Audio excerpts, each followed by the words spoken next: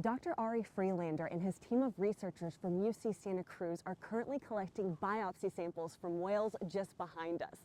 Now, the samples will then be analyzed to give a bigger picture of the health and life of marine mammals that travel all the way down here to Antarctica.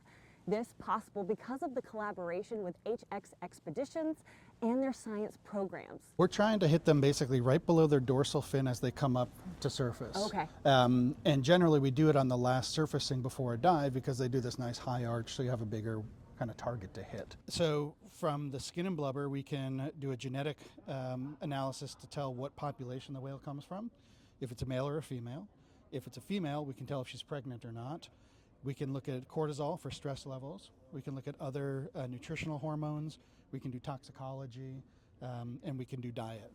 So a whole suite of things, just like a physical at the doctor's office. Whale research is a tougher job than most because whales migrate through vast oceans all around the world, including the southern ocean of Antarctica, to feed on krill. HX Expeditions is helping the whale research team from the University of California, Santa Cruz by giving them a passage and platform to continue their research in one of the most remote environments on the planet for 11 trips this season.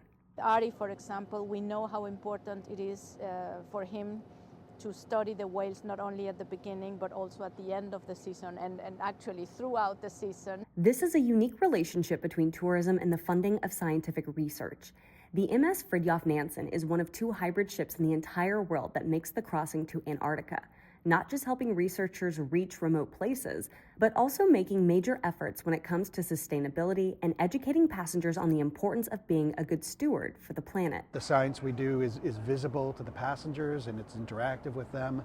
And so to me, it's an ideal setup for doing science as well as exploration and making education of that science part of what the passenger experience is. When you meet people like this who dedicate their life to science in order to preserve what we see here, and we can contribute a little bit to that with what we do and believe in HX with, as you can see with the ship, a hybrid that comes down here and brings people to show them and make an impact to go back and look at the world differently.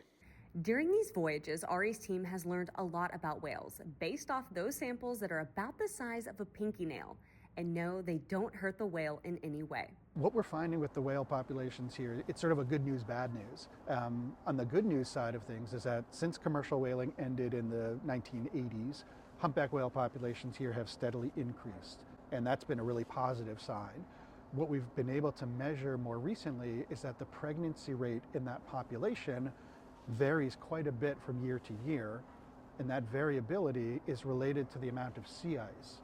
And the reason that that's the case is because the more sea ice you have, the more krill survive the winter to be the food base in the following summer. This is the knowledge shared with passengers on their journey through Antarctica, possible because of this unique relationship between tourism and research, benefiting the University of California, Santa Cruz. I think to any traveler in future, be it coming to an expedition like this here in Antarctica or going somewhere else, be mindful about your travel. Think about what you want to do and how you want to do it beforehand. Be curious, ask questions, investigate as to why things are the way they are and why things are changing. And with that, our mindset changes and we start changing our lifestyle. Enjoy, soak it in, because these are impressions and experiences that we do not have an opportunity for very often in our life.